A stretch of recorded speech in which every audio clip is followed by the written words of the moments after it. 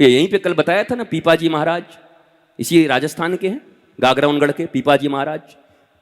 रामानंद स्वामी के पास गए, महाराज के पास, बोला कहो पीपाजी महाराज आए हैं। बोला हम किसी महाराज फराज को नहीं जानते, बट भगा ऐसे। कुछ देर में सब छोड़ छाड़ के एक कपड़ा पहन के आए, बोलो पीपा आया है दर्शन करने के लिए। तो आकर के बोला रामानंद चारे को, तो उन्होंने कहा जाके बोल दे अंधे कुएं में गिर के मर जाए। और ये भी इतने पक्के कि चले गए कुआं में गिरने। एक तो पहले राजपाट छोड़ा, राजा 1 मिनट में है, मैं किसी राजा फाजा को नहीं जानता, हटा, 1 मिनट में कुएं में दौड़ने चले गए। पर पहले भी बाउंसर होते थे गुरुदेव लोगों के पास, तो 2 बाउंसर पहले लगा रखे थे। और जैसे ही कूदे तक बाउंसरों ने पकड़ लिया, कहां जा रहे हो? अरे बोलो हमको गुरुजी बोले हैं कूद के मरने के लिए। बोला वही गुरुजी हमको ही बोले हैं कि जब कूद के मरने लगे तो पकड़ के ले आना। और तब जब पीपा जी को लाया तो रामानंदाचार्य ने उनको दीक्षा दिया। बोला वाह वाह वाह वाह, एक पल में जिसने अपनी हस्ती छोड़ दी, राजापना छोड़ दिया, और तो और गुरु जिसको बनाया नहीं, गुरु बनाने की इच्छा है, उसके कहने से मृत्यु को भी गले लगाने को तैयार हो गया। जीवन में ऐसा शिष्य फिर कभी नहीं मिलेगा। आओ पीपा, आओ आओ, मैं तुम्हें ही दीक्षा दूंगा, ऐसा समर्पण। पर हम संतों के पास, गुरु के पास भी जाते हैं अपनी यही छोटी छोटी चीजें लेकर।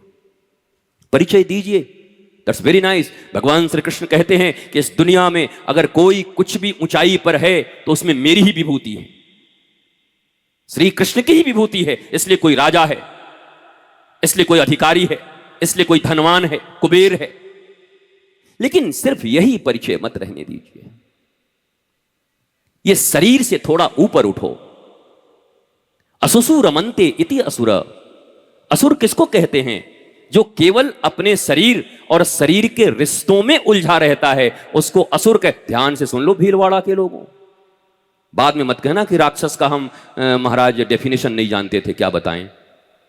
वो आज रात में सब अपने आप को देखना, आंख बंद करके, सब में दिखाई पड़ेगा, या सबको लगेगा अरे इससे तो हम भी हैं। असुसु रमन्ते इति असुर। अपने शरीर और शरीर से बने रिश्तों में ही उलझे रहना पूरी जिंदगी, बोला इसको बोलते असुर।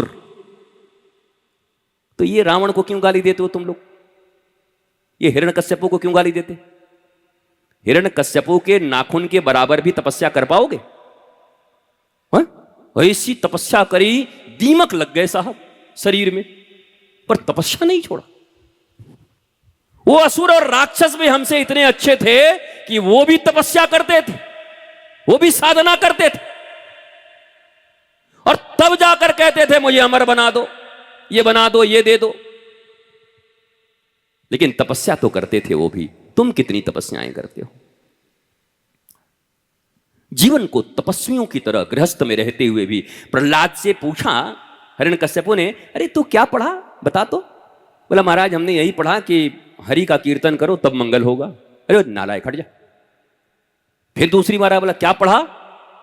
बोला महाराज यही पढ़ा कि गृहांध कूप में मत डूबे रहो, सद गृहस्थ बनकर के हरि का भजन करो। बोला ये गृहांध कूप क्या होता है और गृहस्थ क्या होता है? यहां बहुत लोगों को कंफ्यूजन होगा। ये भारत में 2 शब्द बहुत चलते हैं, क्या? पहला कलयुग है महाराज जी, तो सारा कलयुग तेरे ऊपर ही है। इसी कलयुग में धन्ना आए, इसी में तुलसीदास आए, इसी में सूरदास आए, इतने बड़े बड़े संत। इसी कली काल में मीरा आई। बताओ तुम्हें यार ऊपर सब चढ़ गया कलयुग।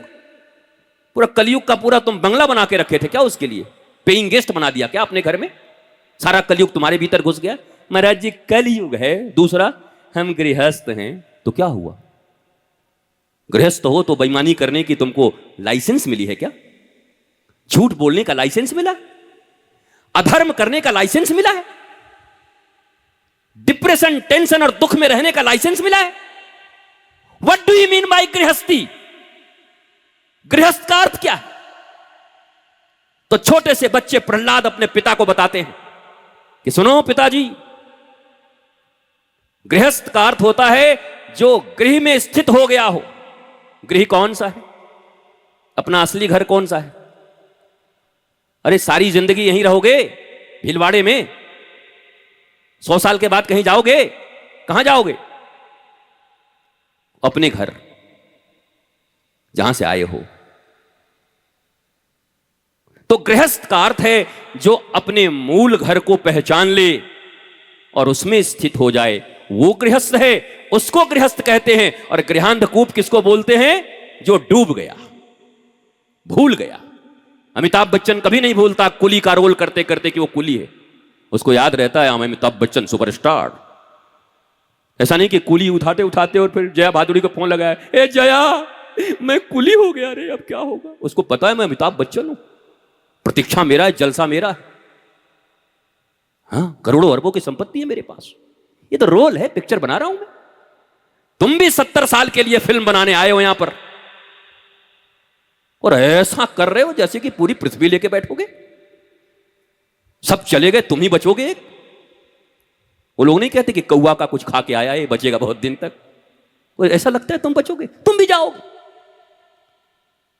तो फिर क्यों नहीं एक्टिंग करते अच्छे से, क्यों नहीं सुपरस्टार बनते? सास अगर बहुत करकसी मिल गई है तो दिन रात टेंशन में क्यों रहती हो?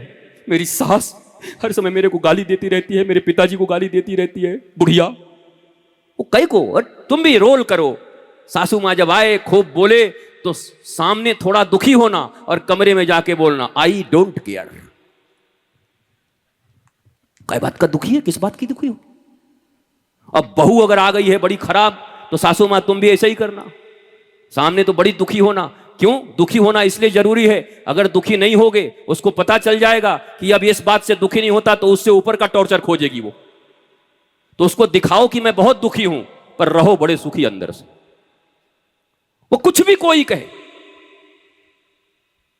कुछ तो लोग कहेंगे, लोगों का काम है कहना तू कौन है, तेरा नाम है क्या, सीता भी यहां बदनाम हुई, फिर क्यों संसार की बातों से भीग गए तेरे नैना। कुछ तो लोग कहेंगे, लोगों का काम है कहना।